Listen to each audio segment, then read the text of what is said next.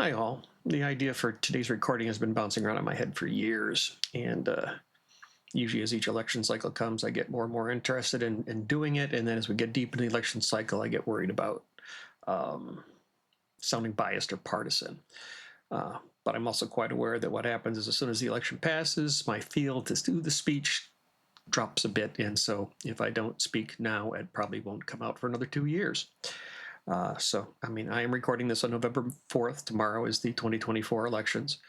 Um, I am going to try as much as possible not to be in any way partisan, biased, what have you, but it is impossible to avoid all the specific words and dog whistles and whatever else, because half the time you don't even know what they are. And even some words that mean different things to different folks. So I will do my best. I'm certain that some of my own biases will come out. But my point in this is not to talk about biases, but to talk about how you might go about actually digging through the information that's out there and a process to kind of figure out who it is you really want to vote for and how that works in a democracy and why it makes democracy so hard. So my intent here is to be nonpartisan, but I'm sure something will get said. And what drives our need for this, I mean, if there's this old adage that all politicians lie, and depending on your definition of lie, that's true or not. But they certainly are going to, anybody trying to sell you on something, whether it's a politician, a marketing person, whatever, is going to slant things to make themselves look better. That's just the nature of the beast. In addition, with politicians and the power that's involved and so on, I mean, quite frankly, I'm going to put it this way, they lie to us because we demand that they lie to us. And there's a whole host of reasons why that occurs. We can start with just the simple idea that a lot of things that government does are not sexy, they're sometimes unpleasant. You really, an example, local level sewers, you really don't want to think about the sewers, you just want it taken care of, you don't want to feel the hit in your pocket. There's all those kind of things. But if the sewers are being ignored in your community for a while and some politician comes out and tries to make a big issue about the need to do the, makes part of his election thing that you need to do the sewers, he's busy talking to you about something you really don't want to hear about. And it's just not going to get him votes. So he's not going to talk a lot about that, he or she. The candidate that digs into that kind of message is not delivering a pleasant message, one you want to hear. So that's not a good selling point. So it might be important. It might be a big thing on their priority list, but they're not going to talk a lot about that. In addition, any plan they might have is not going to be perfect. There is no such thing as a perfect plan. So if a politician gives you specific details about what they want to do, they're going to run into two problems. One is the opposition is going to use any crack in the plan to drive huge nails through it, provide their own slants that are going to over stress what those failings are, etc. So you're literally, if you get too specific about what you want to do, giving ammunition to your opposition. So they're not going to get into a lot of details. And then you can feel lied to later when what happens isn't exactly what you pictured. We're also not electing people who are going to be all-powerful emperors in their field. Regardless of what the candidate wants to do, compromises are going to be made before it actually happens. So they're going to keep their language general for this reason as well. They know that if I'm going to say, we're going to do A, B, C, and D, well, they might have to give up on B to get C done the way they want, da-da-da-da-da. Again, it's not that they're lying to you, it's that they are telling you what you want to hear. And then doing what they can do, which is really what the next point is. A candidate may want to do something about a certain issue, but the political will has to be there. So you may spend a lot of years just building the political will within the population and the other politicians to make it possible to do things. Whether you like Obamacare or not, that happened after probably, 10 plus years of people trying to come up with some answer for the healthcare problem in this country. 10 years before Obamacare, it would not have been possible to pass Obamacare. It took time, even if you to develop the political will to have that happen. And that happens constantly with things in our communities. The other thing a politician faces is just so many priorities. We need to fund schools. how's the economy doing? How do we take care of the elderly or other, vulnerable people? There's just a million goals, a million issues out there, and they're all important. I mean, when somebody stands up in front of me and says they think funding schools is important, I believe they think that funding schools is important. On the other hand, what I don't know is how many other important things they're going to put in front of it. Somebody can't have 10 number one priorities. And, when they're talking to each group, they're going to tell that group that whatever's important to them, it's going to be important to that group. It's how you get their vote. If you don't do it, you don't get their vote, you don't get elected. We get lied to because we demand it. It's also really easy to make general statements that everybody can support. Hey, we need to fund the schools. We need to take care of our veterans. We need to do those things. They're really general statements that are easy. But when it comes time to say, how do we fund that? How do we do that? Which things do we put in front of others? What do you mean when you say that, no child should be left behind? That was a big one at one point, right? What does that really mean?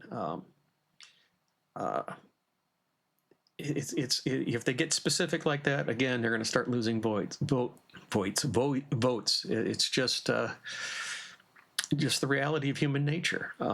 It's been this way forever. Politicians tell people what they want to hear because if they don't get elected.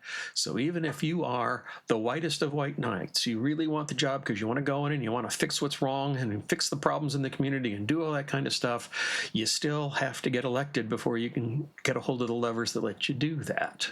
And so you got to play the game that we demand of them. So what do you do to cut through all this? If you really care about voting for someone who's going to try to do the right stuff, as opposed to somebody who's just touching all the buttons that make you happy. So, quite frankly, democracy only works when the electorate, that is you, do your homework. And let's be honest, none of us like doing our homework, right? We've been busy all day, we've worked, we've done, we take care of our kids, we do whatever, and then we just want to relax. So let's talk about what you need to do to meaningfully cut through all this stuff. First of all, you need to know what's important to you. Politicians will constantly use language that tap into your emotions and drag you from right to left to whichever. And if you're constantly going whichever way the latest soundbite's taking you, then you're the one being pointed at things instead of you figuring out what you want and then looking for the right answer for that. So, I mean, do you think, I've got a list of things here. Excuse me as I look up on my list. Do you think the primary role of society is to take care of its most vulnerable, or is that something you do when everything else is taken care of? Do you think it's important to build a robust economy as that will provide more resources to deal with problems? Is the candidate's character more important than the stances they take? Where do you stand on a balance between liberty and security? These are all tough kinds of questions that require a lot of thought. And it's also important to understand that your values may change as you go through life, and same for a politician. The way I approached the world when I was a young man is not the way I approach the world now, and some things have become more important to me that were less important later. And it's important. You'll notice most of those statements I said, like the one economy. Is it important to build an economy? Because we all like to have a good economy, but the point is not to have a good economy. The good economy allows you to do other things. That's the real value. Do you understand what that is? Are your values driven towards what's best for you, what's best for your family, what's best for the community? Where do you draw those lines? Those are all questions that I'm not going to say there's a right or wrong answer. I think at various times in your life you're likely to land in different places, but you need to understand where you land on those things before you can judge where the candidate that you're looking at stands on those things.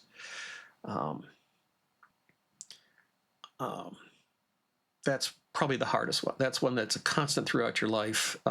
You'll just constantly be working through that. A real concrete piece of advice is, before you go to vote, download a sample ballot for your area and review it. There's almost always going to be something on that ballot that you didn't hear about. And if you want to make an informed choice, you need to know about it before you go in. And while there can be a lot of arguing about how some things sometimes are worded on these ballots, you do have to understand that, again, it's the politicians, the marketers, the what have you that have done that wording. You need to do some research to understand what you think whatever these things are going to really do. Or, that's a case where it's, maybe some little advisory thing on the ballot, whatever. I mean, I make a point for the judge things. I don't know who these judges are. I go out and look at the Bar Association rankings on these judges and read what they have to say about the judge and do whatever. But I take the time to go do my homework. Who are these people? I just don't want to vote for the person with the most Anglo-Saxon name. Trust me, there's a lot of research that shows that having a Anglo-Saxon name will get you votes over somebody who has a lesser one. I mean, this is literal homework, making certain you understand what's going to be on the ballot so that you know what you're voting on before you walk in there. Understand the difference between a soundbite and a meaningful statement. I'm going to put it real simple. If a politician makes a statement that gets your emotions up, it's a soundbite. It's probably not terribly meaningful. Meaningful statements can often be really dull. So sound bites are designed to make you react. They're designed to turn off that part of your brain that thinks and turn on that part of your brain that reacts. People use those kind of statements to control how you act. And it's important you understand that's being done to you so that you can step back and bring that conscious thought back into play and make a decision based upon your values and the research you've done and everything else, instead of somebody throwing some number out wrapped in some colorful language that's designed to make you jump and vote the way they want you to vote. Getting back to looking at a candidate's history. God, this is a lot easier for someone who's, of course, has a history as a politician. The new voter, it's a little harder, but you can certainly look at for a career politician or somebody who's at least had a few political roles in the past. What have they supported in the past? What have they voted against, and why? It's important to understand why. I've talked about earlier what are the political situations, what's possible. They may think that issue A is important, but right now it's possible to get B to pass. So if I vote the funding for A, I'm not going to be able to get B, and A is probably not going to happen anyways right now. So I mean, you get all those kind of things, and this is really about doing your homework, understanding what the issues of the time impacted the decisions they made then. Have they changed stances on issues? You hear that all the time. They're playing, oh, my candidate has flip-flopped on whatever. Well, I've already said earlier, the way I approach things as a young man is not the way I approach things now. Over time, new information becomes available, and you become you gather more information, you have more experience, you can change how you approach things. I mean, a real simple example. I really appreciated a few years ago when a lot of the states started making it, you couldn't put on that early part of the application about whether you had a criminal record. That could certainly come up later, but people were saying that was preventing people who had served their time from getting a fair chance at getting work, which was putting them in a bad place and potentially taking them back to crime. But now research has come out in the last couple of years that has shown that people with certain kinds of, let's say, non-Anglo-Saxon names, sometimes they're just getting a lot less invitations to be interviewed, to get to that part where they could explain what was going on, where it becomes valid to ask about whether they have those kind of records or whatever. So what looked like would obviously fix a problem is turning into another problem in that it's created a hidden kind of bias as companies maybe try to avoid having to deal with that. That's an example. I mean, I thought one way a few years ago. I think a different way now, that it's whatever. I still don't think the answer is being able to ask about criminal record right up front, but we'll get there later. That's a whole different kind of video. I offered that as an example. I'll be honest, if I see someone who's got a 20-year career in politics and they haven't changed positions on something, that scares me. It's kind of a rule of thumb for me that every ism contains its own exceptions, its own fatal flaws. And so somebody who's just remained rock steady 20 years, voted exactly the same way, did whatever else, that scares me. Scares me that the ideology is driving them instead of the need to solve problems.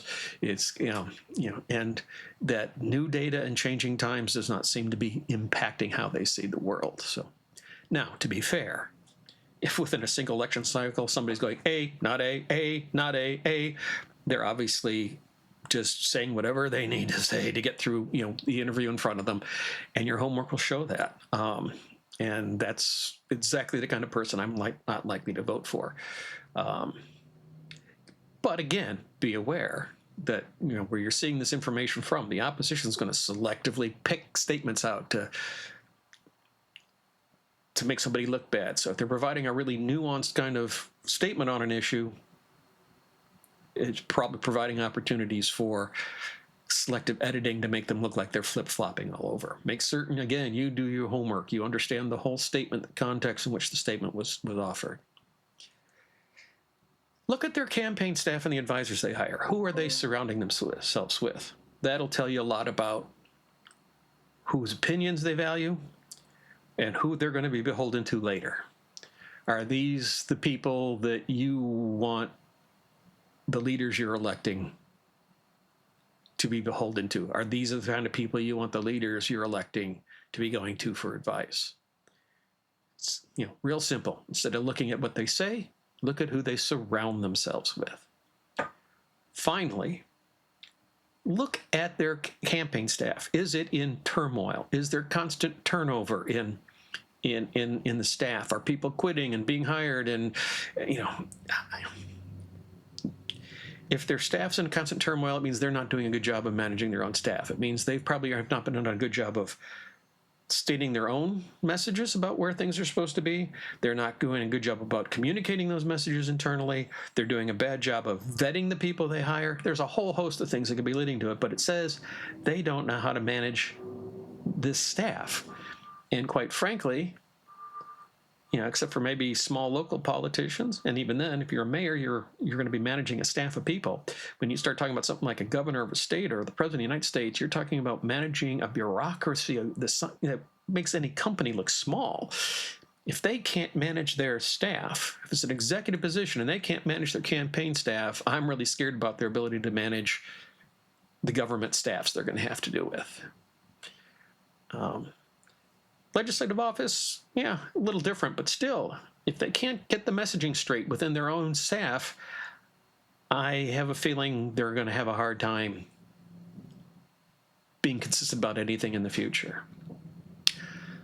I could probably come up with a lot more ideas, but these were some really simple ones that I wanted to throw out as a good place. And just to summarize, how do you go about picking a candidate when the candidates are not telling you the complete truth? Because, as I said before, they demanded of us, or we demanded of them. So, first, know yourself, know your values, know what you think is important. That's what will protect you against all kinds of misinformation. It will protect you against the emotional statements that are designed to drag you, whichever way the wind's blowing, instead of you deciding where you want to go. Do your homework. Know what's going to be on the ballot. Know who's running for those offices. Do your research. There's all kinds of down ballot stuff that, quite frankly, especially in a presidential election year, just vanishes. So what are the sources you're going to turn to get information about? Like I said with judges, I go out to the various bar associations and read their analysis of these judges. And trust me, they do really nice work when it comes to judges. But do your homework. Don't just trust the 30-second sound bites you get from people's posts on Facebook and news sites and whatever else. Take the time to do your homework. 3, understand how they go about trying to manipulate you. The use of, especially I focus a lot on the sound bites that are designed to make you react instead of make you think.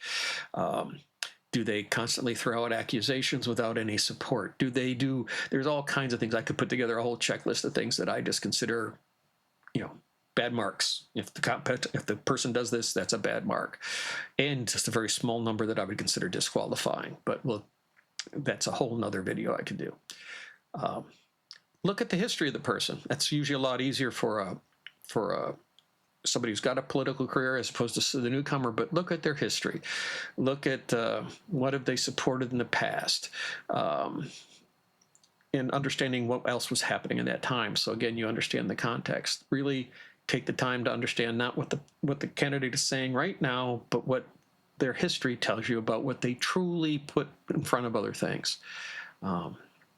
Look at who they surround themselves with. These are the people they're going to be listening to later as well as now during the campaign. So do you trust those people? Do they look like the kind of people you want your person getting advice from? Finally, look at how they manage their campaign. If they're having trouble managing their campaign staff, then the odds are really high they're not going to be doing a good job of managing their staff as in whatever role you've elected them for. I hope you found this useful. If you like this kind of content, feel free to like and subscribe. I usually do more lighter stuff, but I will occasionally dig into something a little deeper like this. I appreciate your time, and I hope you have a good day. Bye.